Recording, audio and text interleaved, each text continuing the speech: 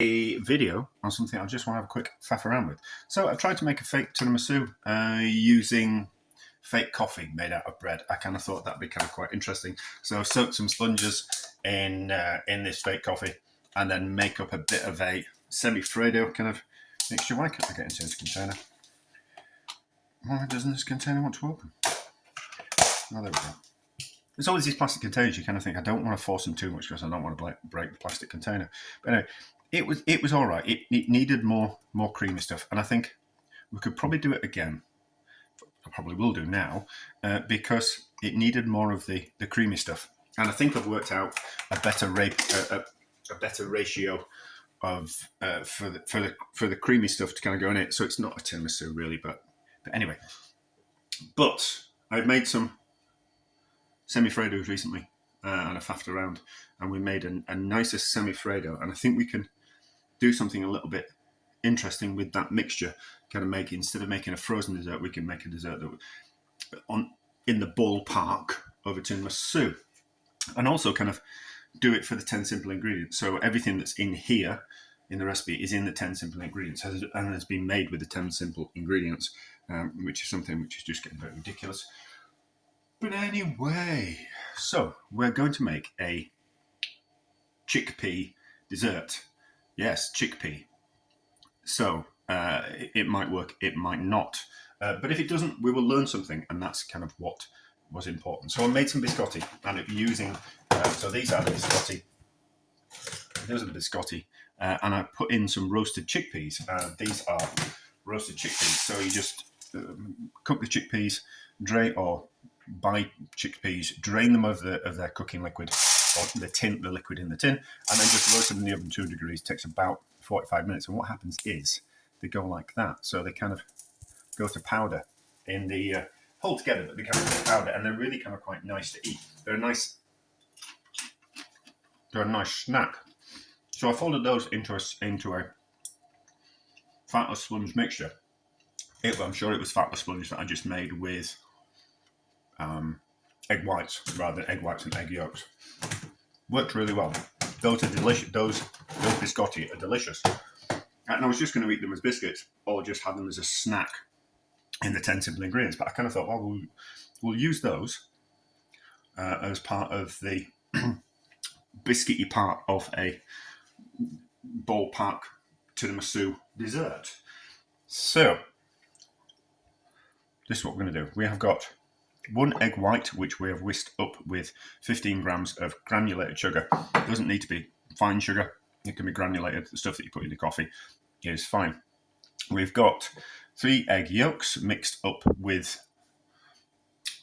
60 grams worth of granulated sugar. There's ordinarily, I would say, per egg white or per egg yolk, 15 grams of sugar is enough. I've just put a little bit more sugar in there because we're going to put in some yogurt, so instead of sweetening the yogurt, we'll get to yogurt in a minute. So instead of sweetening the yogurt, we might as well just put the sugar into the yolks and do it that way. Then we have got some sweetened, strained.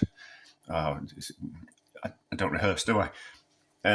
We have got some strained yogurt. So this is homemade yogurt made from whole milk, which I've made, and then I've strained all the excess whey out of it. So it turns into like a cream cheese, Lebanese, ricotta type of thing.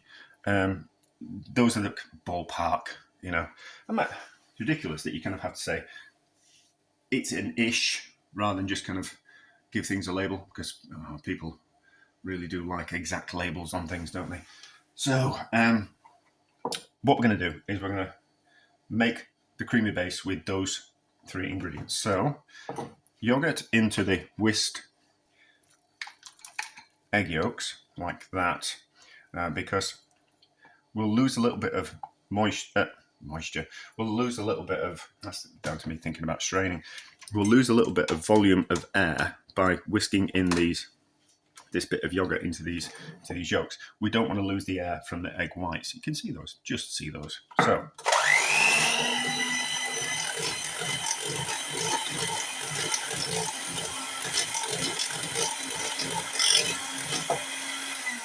Now that's combined, put that somewhere safe that it's not going to make a mess of things, because I don't like tidying up. Don't mind mess, I just don't like tidying up. Now, fold egg whites into egg yolk mixture. We haven't got any cream in the 10 simple ingredients, so this is how we're having to do it this way. So fold that in like that.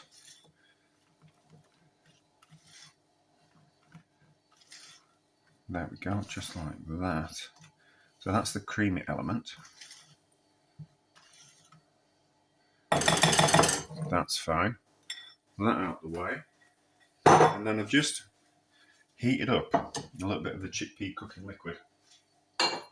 And we're going to use that to soak the sponge. So I have a container. So we might have this. Yeah, I'm going to give it to my sister, so it's going to be fresh as this. So creamy mixture into the bottom, like so. Now the yogurt, you could use ricotta or cream cheese, but someone's sending me a message. So, but the yogurt just gives it a nice citric, lemony kind of flavour to it. Just like there's enough like the acidity in it, just kind of makes it taste like a little bit lemony. You kind of go, oh, is there lemon in that? You kind of go, no, it's yogurt. There's just a nice bit of natural acidity in the yogurt. So I've just sweetened the cooking liquid from the chickpeas. So not overly sweet. And you kind of go, you've done what? And I kind of go, yeah, I've sweetened up the cooking liquid. Now it's quite perfumed, is the chickpea cooking liquid. So it's really nice if you add it to dishes. It's almost like a pre-made stock. It's delicate, it's quite floral, it's quite nice. And sweetened, it becomes a sweetened version of that. So you kind of think, you'd kind of go, what is that taste? Is it like honey? You kind of go, does that taste a bit like honey? A little bit like honey. Little bit. It's an ish, as always. So dunk those in there like that. But not too much, because we want these sponge fingers to actually soak up draw out some of the moisture that's in the creamy mixture. Imagine, what a ridiculous world we live in where you kind of have to say things like that. But anyway, that like that. Hopefully we'll have to do 2 layers. And then the biscuit. Is there enough space at the bottom? Biscuit, we'll just have to cut them. You just cut them just to size. So just a little bit off. Cracked it, not to worry. So just gently in there, like that. But not too much, we just want the flavour. Just a little bit of extra sweetness. Put that in there in the bottom, and now, like that. Wet hands on something, and then another layer of grey meat. Could have done with a bigger container. It'll be fine. So another layer of cream meat, and then another layer of sponge on top. So same again, just gently. They are kind of quite dry, these biscotti. So that's that. Another one like that. So a bit of a faff. Kind of lots of elements to kind of make. But you don't have to do that. You don't have to make the biscotti. You could just use some sponge fingers that you bought. You don't have to make the yogurt. You can just buy it. And that's kind of what I always kind of say.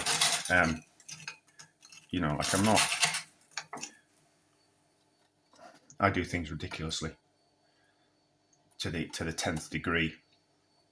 But you don't have to just buy the yogurt. Just buy the sponge fingers, and then just make up the cream. And you don't have to use the chickpea water. Just a bit of flavoured, a bit of melted honey with some water in would be fine as the liquid element. And but what we are going to top it with So that goes down like that. When this sets in the fridge, so just before I try it, what I'm going to do is I'm going to crunch up some of those. People send me messages. Goodness only knows why. Oh, I know why. We're going to crunch up some of these roast chickpeas just before we dive into it. So that's overly full, but not to worry. So we'll leave it in the fridge and it'll set up. So it's at room temperature at the moment, but by putting it in the fridge, it will cool down and set a little bit. But also those sponge fingers will drawing out some of the moisture from the cream mixture, and that'll make it a little bit firmer as well. And we haven't oversaturated the sponge fingers in the syrup, so it's not going to be too wet. But I'm not going to put on the chickpeas. I'm going to smash them up a little bit and sprinkle them on top.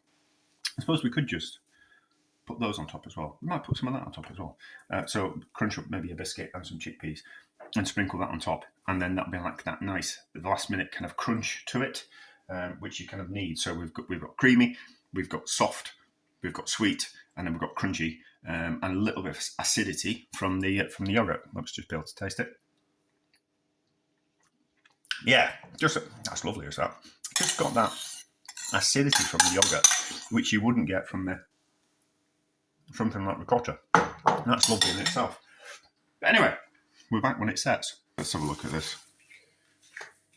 Let's give it a taste first. No point putting a top on it if it's not very nice. Maybe from the other end. No, let's not mess it up. Sponge needed more soaking, but not to worry.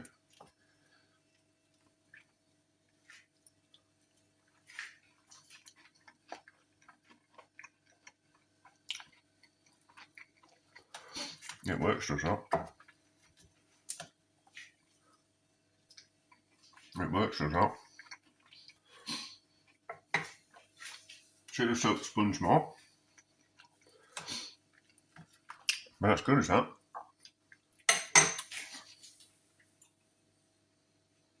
I'm not sure how you'd market it. People would turn the nose up a chickpea, wouldn't they? In the dessert, but it's very good. So it's a success. Oh yeah, crunchy top. So got some crunched up broken biscuits. Then got some smashed up chickpeas. So how do they taste?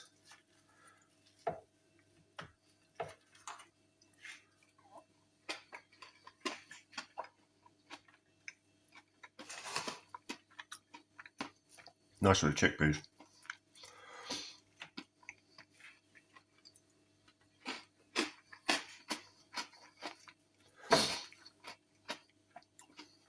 Works with the biscuit. Nicer with the chickpeas though. That's success.